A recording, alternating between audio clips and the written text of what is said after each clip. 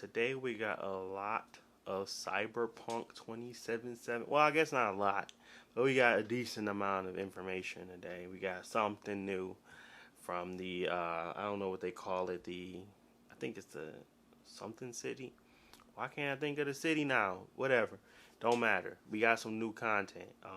We got the weapon customization. We have the actual, picking and choosing exactly what your character, your path is going to be. They give you, so they give you access to the nomad, I believe it's the road kid, and then you got the corpo. Corpo is basically the individual that's more so tied to corporations. The road kid, he really doesn't he's not attached to anything. The nomads is kind of like a gang. But the road kid is kind of just like your street kid. That's all that pretty much is to it. And you have access to different types of, dialogue when you're speaking to people, or who you're being introduced to first, or who do you know and what's your connections. It kind of gives you this idea of how expansive the game is going to be in regards to dialogue, and like how stuff changes and shifts based off just these first, decisions that you're making, is whether or not you're going to be attached to this, attached to that. It kind of gives you so much different, a bunch of avenues of how it's going to shape your experience. This low key may be a game I have to play 3 times. I don't think it's going to be that extensive, and I hope it's not, because that means it's going to be some crazy time I put into this game.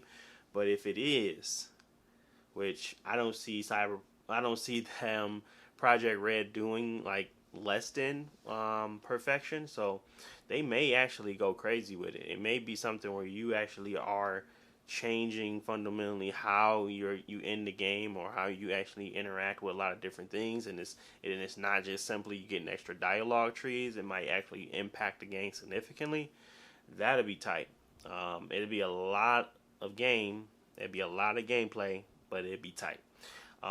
They also talked about weapon customization. They were talking about how you have factions now, like literally weapon manufacturers. I wouldn't say factions, but weapon manufacturers that you actually can, pick and choose on who you like the most. And they have different perks based off.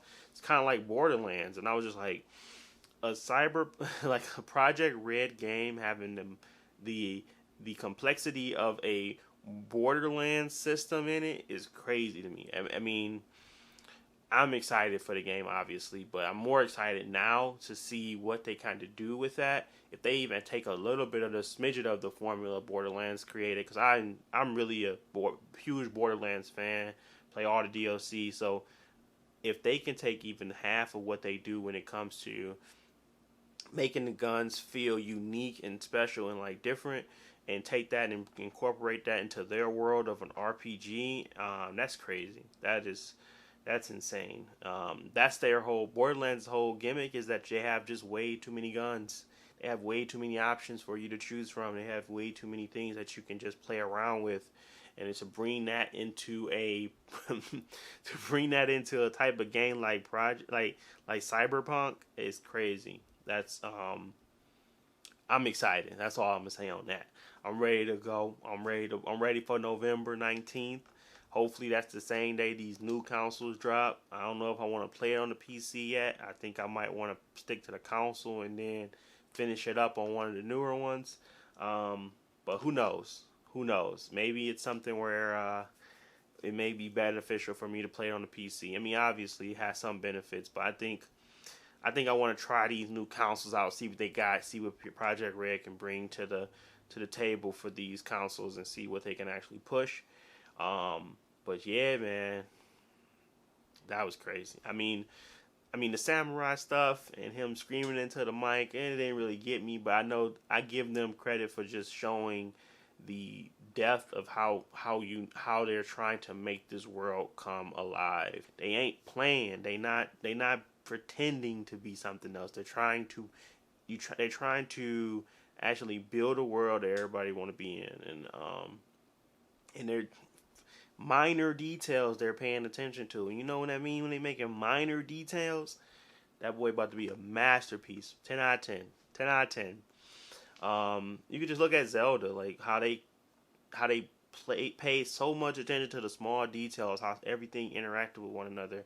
I'm not sure if they're going to be on the granular level like that, but man, from what they're showing and what they're actually doing, and like the blade, like they were actually showing off some of the blade gameplay. They were showing off that blade, man.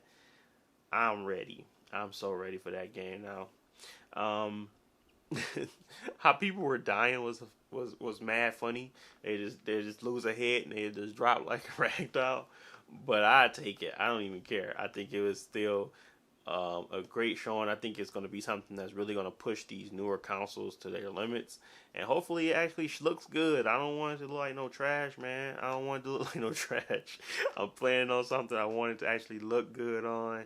I think they're showing off. Obviously, I'm pretty sure they're showing off PC gameplay, unless I'm misspoken. Let me know in the comments. I thought that was PC gameplay, but overall, man, I'm pumped. I'm ready for it. I really want them to just keep doing what they do. I'm ready for November, man. I'm just ready for November. I'm ready to put like some crazy time into this game. I'm ready to just play it for days on end and just chill. I think that game it's really going to bring in the next gen for us, because now they pushed it back so far now that at this point you might as well drop on November 19th. PS4 and PS5 and Xbox Series X both should drop same day as CyberPunk, because that's the game everybody want to play. That's the game I'm most excited for. I really don't care about what they got to offer at this point. I'm just ready to play CyberPunk, and that's probably going to get most of my time regardless of what comes out. But shit, man, when Cyberpunk dropped whatever they doing, it just deads all that console crap for me. It just basically, like, I don't really care. I just want to play that game. I don't care who I play it on, and just take my money and give me that game. It's kind of deal. But we'll see. I don't know. I don't know which console I'm gonna get it on, to be honest. I really don't. I really don't care what console I get it on, but I think I'm gearing more towards the Series X just because. But I don't know. I mean, I don't think it's like it's gonna have a better experience than PlayStation 5. I just think it deads it. I don't care no more. I don't really care what y'all doing. I just want to play it. I'm going to have both, but I want to see which one I'm going to play it on. That's all. But yeah, that's pretty much it for this video. I just wanted to talk to you, bring my thoughts around Cyberpunk, let y'all know I'm excited. I'm ready to actually, cover that game in a way that's a little insane, probably. I'm not gonna go into how crazy it is with the details.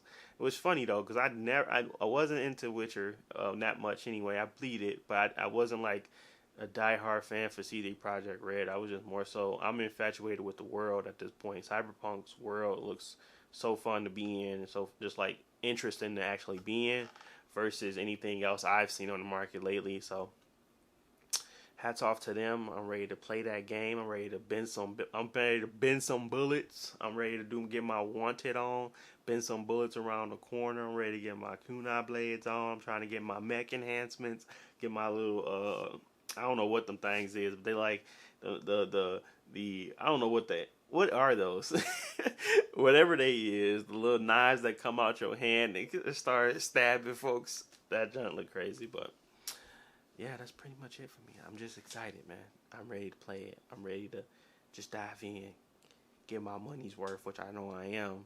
But that's it. I want to thank you guys for watching. If you like this commentary, don't forget to like and subscribe. And as always, I'll check you guys in the next video. Peace.